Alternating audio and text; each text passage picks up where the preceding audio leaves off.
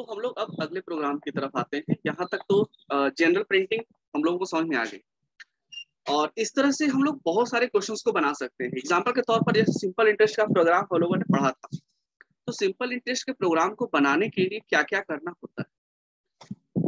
सबसे पहले simple interest के प्रोग्राम में रिक्वायरमेंट्स को चेक करते हैं। रिक्वायरमेंट क्या क्या चीज की है, प्रिंसिपल की है, रेट की है और टाइम की है। तो जब मुझे ये तीन चीजें मिल जाएंगी तो हम लोग क्या कर सकते हैं कि अब सिंपल इंटरेस्ट निकाला जा सकता है। तो इसके लिए क्या करना होता है, हम लोग को इनपुट लेना होता है। तो इनपुट के लिए इनपुट लिखेंगे, ब्रैकेट देंगे, स्टेटमेंट लिखेंगे, इंटर द प्रिंसिपल, उसके बाद टू, उसके बाद पी लिख देंगे। क्योंकि याद रखिएगा वेरिएबल का साइज जितना छोटा हो, मतलब वेरिएबल जो आप ले रहे हो ना, जितना शॉर्ट में लो ताकि आपके समझ में आना चाहिए, नहीं तो जितना बड़ा लोगे उससे कॉम्प्लिकेशन और बढ़ जाती है। Input enter the rate to R, input enter the time, ठीक है, टू टी। उसके बाद सिंपल इंटरेस्ट, बहुत सारे लोग करते क्या है ना, डॉट देते हैं, क्योंकि वो आदत है किसमें, मैथ वाले में। हम लोग मैथ नहीं पढ़ रहे हैं, हम लोग कंप्यूटर पढ़ रहे हैं। तो यहाँ पर स्पेशल कैरेक्टर अगर देना हो ना तो आप अंडरस्कोर दे सकते हो, समझ गए ना। अंडरस्कोर के अलावा कोई स्पेशल कैरेक्टर आप यूज नहीं कर सकते हो। आप वर्ड के साथ नंबर यूज कर सकते हो, लेकिन वो भी शर्त यह है कि नंबर पहले यूज नहीं होगा, वो जब भी होगा तो नंबर बाद में। जैसे कि एग्जांपल के तौर पर SI1 चलेगा, आप 1SI नहीं लिख सकते हो, ये एरर है, ठीक है। जो कि मैंने पहले भी बताया था कि वेरिएबल जो है हम लोग कैसे लिखते हैं, है ना। तो सिंपल इंटरेस्ट का फॉर्मूला, कुछ लोग क्या करते हैं कि P into R into T, by में नीचे 100 लिखते हैं। कॉपी में तो ये गलत हो जाएगा, क्योंकि हम लोग मैथ नहीं पढ़ रहे। तो इसको ध्यान रखिएगा। लिखेंगे कैसे, P गुना आर गुना टी, यानी कि मल्टीप्लाई एंड डिवाइड करेंगे किससे, 100 से। तो ये लिखने का तरीका ये है, और आप भी कॉपी में यही तरीका लिखोगे। प्रिंट करना है, उसके बाद स्टेटमेंट देना है, तो हम लोग दे सकते हैं simple interest equal two comma SI, ठीक है। तो ये आपका पूरा का पूरा क्या हो जाएगा, आउटपुट आ जाएगा। क्लियर है। ऐसा देखा जाता है कि जब भी आप प्रोग्राम को रन कराते हो तो वहां पर आउटपुट आने के बाद वो भाग जाता है। देखना ध्यान से, मैं इसको रन कराता हूँ। प्रिंसिपल चलिए 1000, रेट 4%, टाइम 3 आ गया। आउटपुट आने के बाद कर्सर मेरा कहाँ आ गया है, कमांड बॉक्स में। मैं चाहता हूँ कि नहीं वही रुके थोड़ा देर, तो उसके लिए यहाँ पर एक आता है वेट विंडो, ठीक है। प्रेस एनी की टू कंटिन्यू, ठीक है, कंट्रोल W। अब ध्यान देखो, कमांड प्रॉम्प्ट नहीं आया, मतलब जो कमांड विंडो है वो नहीं आया। राइट साइड ऊपर में देखोगे प्रेस एनी की टू कंटिन्यू, एक मैसेज आता है। यानी कि अगर आप प्रोग्राम को थोड़ी देर के लिए हॉल्ट रखना चाहते हो, रोकना चाहते हो, तो ये है वेट विंडो, आप इसका यूज कर सकते हो। क्लियर है। ऐसे ये आप लिखो ना लिखो, ये इससे कोई फर्क नहीं पड़ता है, ये आपकी सुविधा के लिए है कि तुरंत कमांड प्रॉम्प्ट पे नहीं आकर थोड़ा देर हम देखें कि समझें कि क्या हुआ, वो इसके लिए। क्लियर है ये चीज। और इंटरप्रेस करो, फिर हम लोग वापस आए। यानी कि एक आपको क्या करेगा, वो सपोर्ट करेगा कि आप थोड़ी देर के लिए रिजल्ट को हॉल्ट पर रखें, रुक कर, ठीक है। और एग्जामिनेशन हॉल में आप जब क्वेश्चन बना रहे हो ना, तो आप जरूरी नहीं है कि वेट विंडो दो, ये आपके ऊपर, ठीक है। नहीं भी दोगे तो भी कोई दिक्कत नहीं। तो जिस तरीके से सिंपल इंटरेस्ट का प्रोग्राम हम लोगों ने बनाया, इसमें आप और क्या क्या बना सकते हो, तो फ़ारेनहाइट डिग्री सेल्सियस जो कन्वर्जन होता है वो कर सकते हो, area of circle, area of triangle, area of rectangle. ये सारी क्वेश्चंस आप सिंपली इस तरह के परफॉर्मा पर आप उसको कॉपी पेस्ट कर सकते हो, काम कर जाता है, ठीक है। तो विदाउट कंडीशन वाले जितने भी प्रोग्राम्स होते हैं जिसमें आपको एक इनपुट लेना होता है, प्रोसेस करना होता है और आउटपुट देना होता है, तो आप इस मेथड का यूज करो। समझ में आ गया ये चीज, उम्मीद करते हैं। अब आगे हम लोग देखते हैं कुछ कंडीशंस वाले प्रोग्राम, ठीक है। तो कंडीशंस वाले प्रोग्राम में क्या होता है कि जनरली हम लोगों ने देखा था कौन कौन से प्रोग्राम कंडीशन वाले होते हैं। 2 नंबर में ग्रेटेस्ट नंबर कौन सा होता है, या हम लोग देखते हैं कि इवन या ऑड नंबर कौन सा होता है। यानी कि 2 ऑप्शंस आपके पास, ठीक है, या तो ये होगा या तो ये होगा, यानी दोनों में से कोई एक अगर चुनना है तो अब हम लोग क्या करते हैं, इफ कंडीशन का यूज करते हैं। एक एक करके देखना, प्रोग्राम को मैं लिख रहा हूँ। सबसे पहले क्या करूंगा, क्लियर। वो नंबर मुझे इनपुट चाहिए तो मैं इनपुट लिखूंगा, एंटर फर्स्ट नंबर, उसके बाद 2, मान लीजिए मैंने num1 ले लिया, इनपुट एंटर सेकेंड नंबर 2, क्या चलेगा num2। उसके बाद अगर, ये चीज याद रखिएगा, यहाँ पर जब भी आप प्रोग्रामिंग करोगे कंडीशन के साथ तो कम से कम ब्रैकेट देने की गलती नहीं करें, क्योंकि होता क्या है ना कि आदत होती है, प्रत्येक लैंग्वेज का अपना अपना एक क्राइटेरिया होता है, अपना अपना सिंटेक्स होता है। यहाँ सिंटेक्स ये फॉलो करना है कि इफ के बाद जो भी कंडीशन दोगे उसमें ब्रैकेट का यूज नहीं। तो मान लीजिए कि मैंने लिखा num1 बड़ा है किससे, num2 से, देन, ठीक है, और देन जो है ना वो भी आपका मतलब मैंडेटरी नहीं है, आप देन छोड़ भी सकते हो, चलेगा। तो अगर बड़ा है तो यानी हम कर सकते हैं, देखो स्टेटमेंट दो तरीके से मैंने बताया था लिखने के लिए, फर्स्ट नंबर इज ग्रेटेस्ट, मैं दो तरीका बता रहा हूँ, ठीक है, ताकि कंफ्यूजन ना हो, आप जैसे चाहे वैसे प्रिंट कर सकते हैं। सेकेंड नंबर इज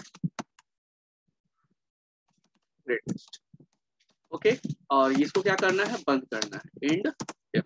क्लियर है ये चीज, देखो रन करा कर, डू इज, तो सेकंड नंबर बड़ा है। तो ये तो बात हो गई कि भाई मैंने कह दिया कि सेकंड नंबर बड़ा है, चलिए कोई दिक्कत नहीं, मुझे बताना है कि नहीं सेकंड नंबर कौन सा है। तो एक तरीका ये है कि आप यहाँ पर कॉमा देके क्या लिखो, num1 लिखो, और यहाँ क्या लिखोगे, num2 लिखो, कोई दिक्कत नहीं है। इसको मैं लिखता हूँ यहाँ पर, ठीक है। तो सेकंड नंबर इज ग्रेटेस्ट 45, थोड़ा अजीब सा लग रहा है मुझे चाहिए एकदम प्रॉपर आउटपुट। तो प्रॉपर आउटपुट के लिए ये होगा कि नंबर ही हम आगे कर रहे हैं। तो नंबर आगे करने का क्या तरीका है, क्वेश्चन मार्क लगाओ, num1 को मैंने प्रिंट कर दिया, और उसके बाद सेम नीचे लाइन में मैं चाहता हूँ साथ में रहे, तो इस बार इसको हटा देता हूँ, ठीक है, इज ग्रेटेस्ट, और उसके बाद इसको हटा दीजिए, सेम काम करेगा, कहीं कोई दिक्कत नहीं। तो पहले क्या करना है, नंबर को प्रिंट करना है, तो मैंने लिख दिया क्वेश्चन मार्क num2, तो num2 प्रिंट हो गया ना। num2 प्रिंट होने के बाद का स्टेटमेंट क्या होना चाहिए, नंबर इज ग्रेटेस्ट, यानी कि पहला जो नंबर रहेगा वो, और उसके बाद नंबर इज ग्रेटेस्ट मैसेज आना चाहिए, और चूंकि वो सेम लाइन में रहना चाहिए तो उसके लिए मैंने क्या बताया था कि डबल क्वेश्चन मार्क लगाइएगा, जो ऊपर वाला लाइन है उसके जस्ट बगल में प्रिंट करेगा, कंट्रोल W। अब यहाँ पर देखिए 45 67 नंबर इज ग्रेटेस्ट, तो ये ज्यादा अच्छा है।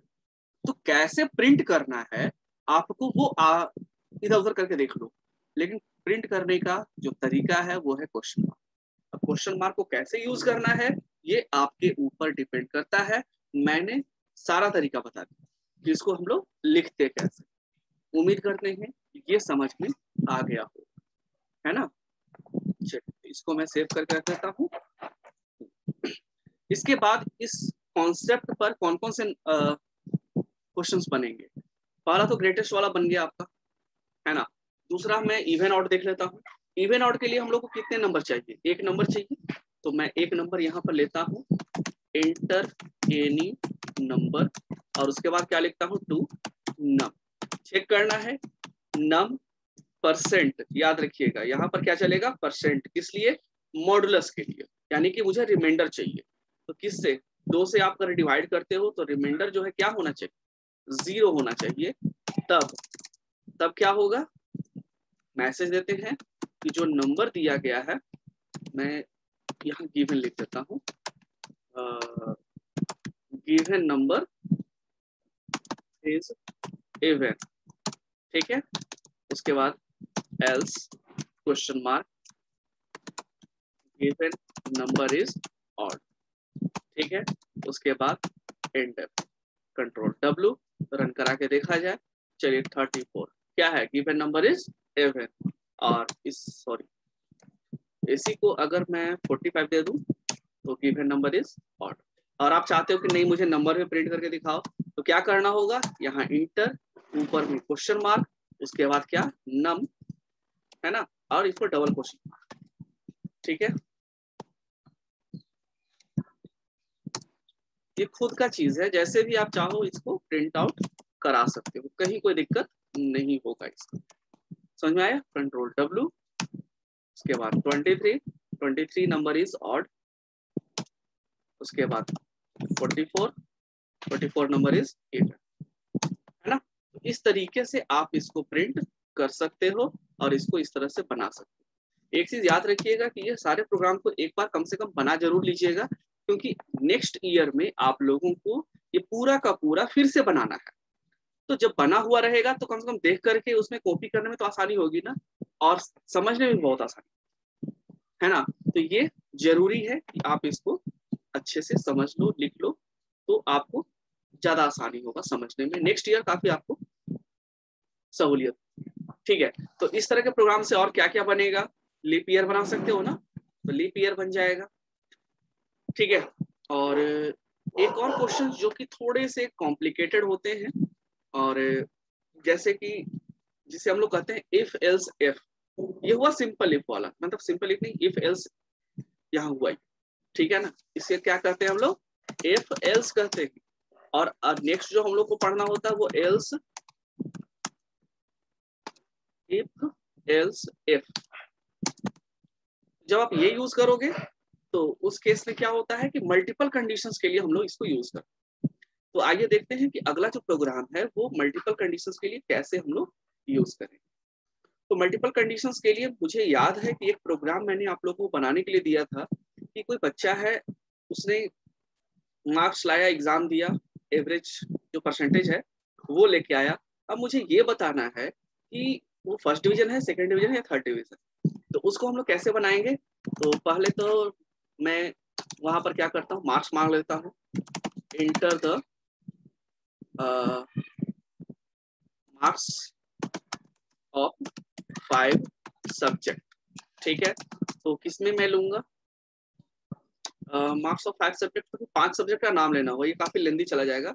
मैं सीधे सीधे एवरेज ही मांग लेता हूँ, enter the average of marks. ठीक है ना, क्योंकि मुझे कॉन्सेप्ट सिखाना है, इसलिए मैं थोड़ा सा शॉर्ट कर लेता हूँ, टू एवीजी। ठीक है, एवरेज आप लोगों को मिल गया, या परसेंटेज ज्यादा अच्छा होगा, एवरेज तो जनरली नंबर का आता है ना, percentage of marks, percentage of marks, और यहाँ पर मैं PER दे देता हूँ। ओके, अगर परसेंटेज बड़ा है और बराबर है किसके?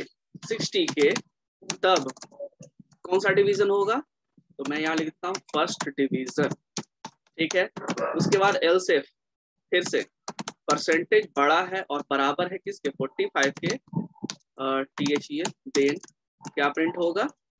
Second division. उसके बाद एल्स इफ परसेंटेज अगर बड़ा और बराबर है किसके? 30 के, देन ठीक है, ये क्या होगा?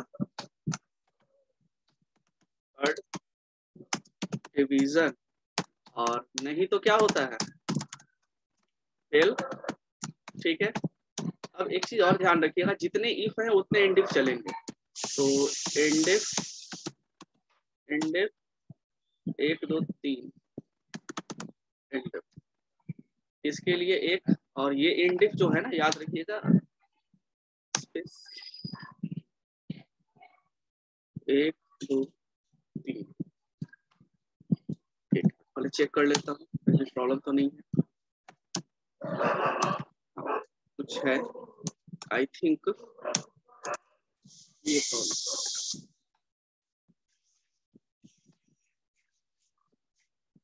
ये इसका, ये उसके पहले वाले का, ये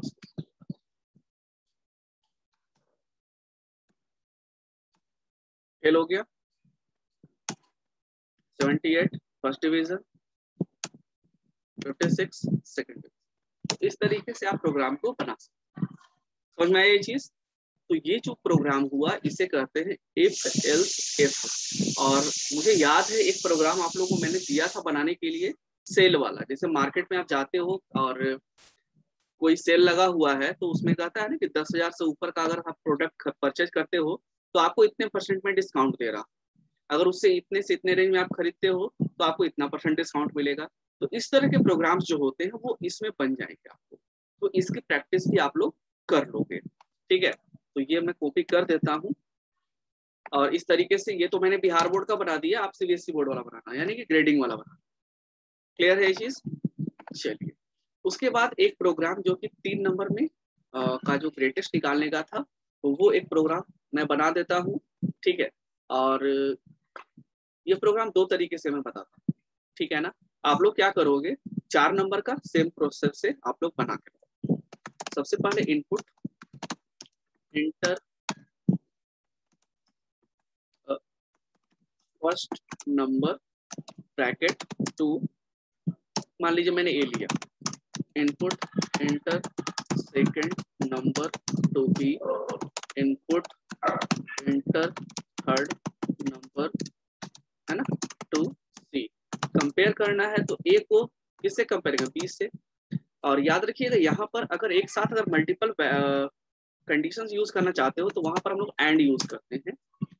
ए बड़ा है किससे, सी से, तब मैं मानूंगा कि ए इज ग्रेटर। मैंने ये इसलिए लिया ताकि ए का वैल्यू प्रिंट हो और उसके बाद ग्रेटेस्ट का जो ये है मैसेज वो प्रिंट हो। अब यहाँ पर एल्स देने की आवश्यकता नहीं है ना, तो क्या दूंगा, एंड इफ।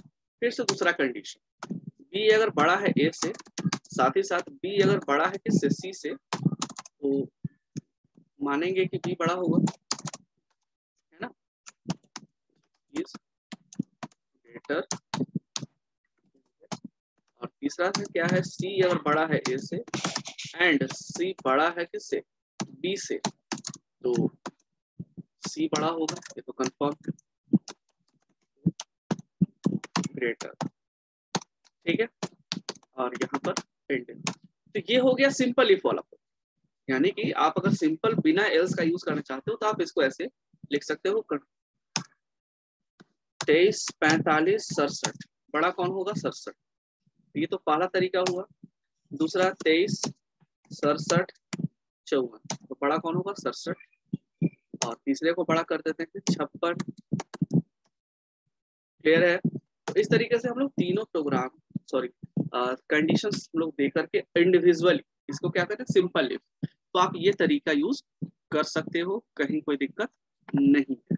और ये तरीका तब ज्यादा अच्छा लगता है जब आप ज्यादा नंबर का ये यूज कर रहे हो कंपैरिजन। ठीक है ना। चलिए, अब इसे मैं क्या करता हूँ कि इफ एल्स में यूज करता हूँ। तो देखो इफ एल्स में क्या करना होता है कि ये जो कंडीशन मैंने दिया है, ठीक है, क्योंकि देन आप लिख सकते हो, नहीं भी लिख सकते हो, कहीं कोई दिक्कत नहीं। अगर ये सही है तो मैं क्या चेक करूंगा कि क्या ए बड़ा है सी से। अगर है तो इसका मतलब कि ए बड़ा होगा, ये यहाँ पर मैं लिख देता हूँ। ठीक है, अगर मान लीजिए कि ये कंडीशन फॉल्स होता है, नीचे वाला, है ना, तो इसका मतलब कौन बड़ा होगा, सी बड़ा होगा ना। तो मैं ये स्टेटमेंट यहाँ से कॉपी कर लेता हूँ यहाँ। ठीक है, चलिए, तो ये तो बात हो गई नीचे अंदर वाले। अब ये बाहर वाले एल्स, जब आपको पता है कि ए जो है बड़ा है बी से और ये कंडीशन फॉल्स हो गया, तो इसका मतलब कि ए जो है छोटा होगा, तो बचा कौन कौन, बी और सी। तो अगला जो कंपेयर होगा वो हम लोग केवल बी और सी का करेंगे। ठीक है, उसके बाद देन, और अगर ये सही है तो बी बड़ा, और नहीं तो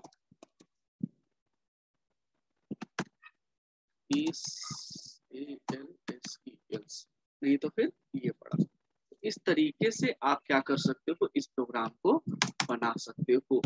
ठीक है ना, इसे कहते हैं इफ एल्स इफ, और या इसे क्या कहते हैं, उसको लैडर भी कहा जाता है, इफ एल्स लैडर कहते हैं, है ना, या हायरार्किकल जो कहते हैं ना उसको नेस्टेड इफ, वो कहा जाता है। ठीक है, कंट्रोल W, एक लगता है मैंने छोड़ा सा, हाँ, एंड इफ एक और 45, इसका एल्स यहाँ ए बड़ा है बी से, ए बड़ा है सी से, हाँ छोटा, यहाँ